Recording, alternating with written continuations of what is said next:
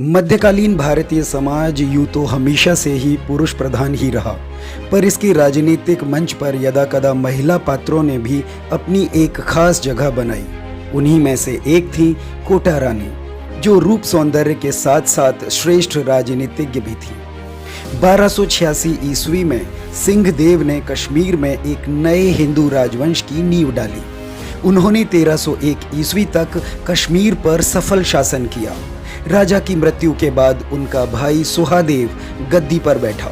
वह शासन के लिए नालायक शासक सिद्ध हुआ और फिर घात लगाए बैठे शत्रु के लिए तो ऐसी खबरें सुनहरे मौके की तरह होती हैं। लिहाजा 1320 ईस्वी में दलूचा के नेतृत्व में कश्मीर पर मंगोलों का आक्रमण हुआ। सुहादेव की नींद तो तब टूटी जब शत्रु महल के द्वार तक आ धमका। राजा सुहादेव बिना युद्ध किए प्रजा को शत्रु के रहमो करम पर छोड़कर अपनी जान बचाकर भाग गया। इसके बाद मंगोलों ने कश्मीरी जनता का निर्मम नरसंहार किया। भयंकर लूट, कत्लो गारत और बलात्कार का मंजर कई दिनों तक चला। हजारों औरतें और बच्चे गुलाम बना लिए गए। उधर राजा सुहादेव के शासनकाल में 3 शरणार्थी कश्मीर आए, जिनमें पहला था रिंचन, जो लद्दाख के शाही राजवंश से ताल्लुक रखता था।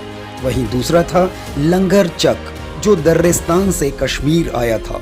वहीं तीसरा था शाह मीर, जो ईरान का एक भगोड़ा सैनिक था। मंगोल सरदार दलूचा के आक्रमण से फैली अव्यवस्था का लाभ उठाकर रिंचन ने सत्ता पर बलात् कब्जा कर लिया। रिंचन बहुत महत्वाकांक्षी था। उसने कश्मीरी प्रजा को पूरी तरह से आश्वस्त कर दिया था कि भगोड़ा शासक सुहादेव किसी भी प्रकार से अब राजा बने रहने लायक नहीं है। उसने अपने वफादार भोटा सैनिकों की मदद से राजा सुहादेव की अनुपस्थिति में राजधानी इंदरकोट से कार्यों का संचालन कर रहे प्रधानमंत्री और सेनापति रामचंद्र की हत्या कर दी और 6 अक्टूबर 1320 ईस्वी में रिंचन ने खुद को कश्मीर का नया राजा घोषित कर दिया।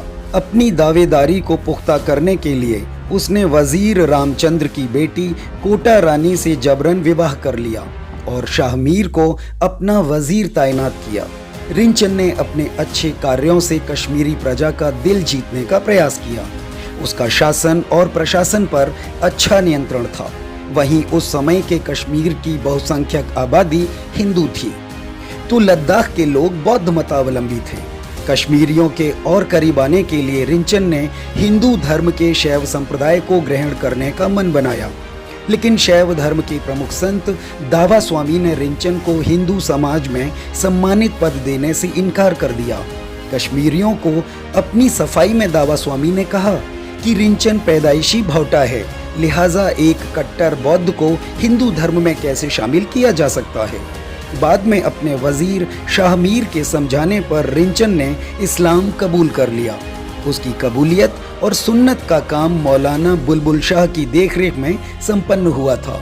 वहीं शाह ने उसका नया नाम सदरुद्दीन रखा। उधर कोटा रानी भी अपने भूतकाल को भुलाकर रिंचन के प्रति समर्पित हो गई। वह शासन प्रशासन के साथ साथ खुफिया विभाग पर भी नजर रखने लगी।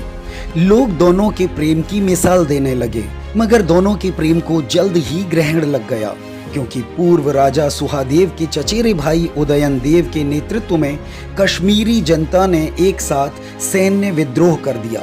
यह विद्रोह पूर्व नियोजित था, जिसमें कोटा रानी और वजीर शाह मीर की अहम भूमिका थी। अपनी यौवनावस्था से ही कोटा रानी उदयन देव के प्रेम में आकंठ डूबी थी। दोनों का विवाह भी प्रस्तावित था। किसी ने ख्याल भी नहीं किया था कि एक छोटी सी चिंगारी एक दिन ज्वाला बनकर फूटेगी। उधर कोटा रानी की बेवफाई और वजीर शाह मीर की गद्दारी से राजा रिंचन पूरी तरह से टूट चुका था। परिणाम को जानते हुए भी वह उदयन देव की सेना से जा भिड़ा, जहां 1323 ईस्वी में उसे कत्ल कर दिया गया। रिंचन की मृत्यु के बाद 1323 ईस्वी में कश्मीर का अगला राजा उदयन देव बना। उसने राजा रिंचन की विधवा कोटा रानी से विवाह कर उसे महारानी का दर्जा दिया, लेकिन उदयन देव एक अयोग्य और नाकारा शासक सिद्ध हुआ। इसके काल में ही तीनों शरणार्थी दलों में सत्ता के लिए त्रिपक्षीय संघर्ष शुरू हो गया, जिसमें केंद्रीय शक्ति शाह मीर के हाथों में थी। उधर राजा शराब के नशे में चूर होकर हरम में रंगरेलियां मनाता रहता था, पर कोटा रानी का प्रेम अब भी अटूट था। सत्ता की चाबी उसी के हाथों में थी, लेकिन जिसका डर था वही हुआ। इसी समय मंगोलों ने कश्मीर पर जोरदार हमला किया। सैन्य तैयारियों की जगह राजा उदयनदेव अपनी पत्नी कोटा रानी को अकेला छोड़कर लद्दाख की ओर भाग गया। ऐसी विषम परिस्थितियों में भी रानी ने अपना धैर्य नहीं खोया। उसने अपनी योग्यता का परिचय देते हुए शाहमीर की सहायता से मंगोल आक्रमणकारियों को मार भगाया। शाहमीर के मंगोलों के विरुद्ध पुरुषार्थ ने उसे कश्मीरियों के बीच लोकप्रिय बना दिया। अब वह सत्ता हथियाने की साजिशें रचने लगा। जो मर्दानगी राजा को दिखानी थी, यदि वह वजीर दिखाएगा तो ऐसा होना स्वाभाविक ही था। उधर रानी को एहसास था कि उदयनदेव एक दिन जरूर वापस आएगा और वह राजा की प्रतिनिधि बनकर राज्य संचालन करती रही।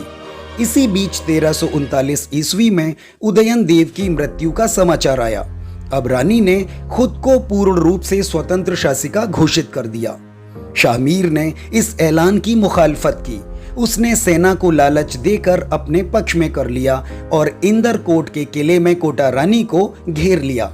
उसने रानी को अपने साथ विवाह करने के लिए मजबूर किया।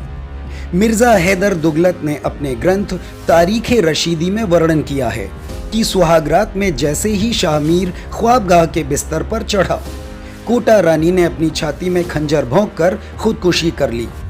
शाहमीर कश्मीर का पहला विशुद्ध मुस्लिम शासक था। 1344 ईस्वी में शाहमीर का बेटा सुल्तान अलाउद्दीन इतना डरा हुआ था कि उसने अपनी राजधानी इंदरकोट से श्रीनगर स्थानांतरित कर दी और श्रीनगर का नया नाम अलाउद्दीनपुर रख दिया। साथ ही एक नया कानून भी बनाया, जिसके अनुसार कोई भी विधवा या दुराचारी महिला अपने पति की उत्तराधिकारी नहीं बन सकती थी।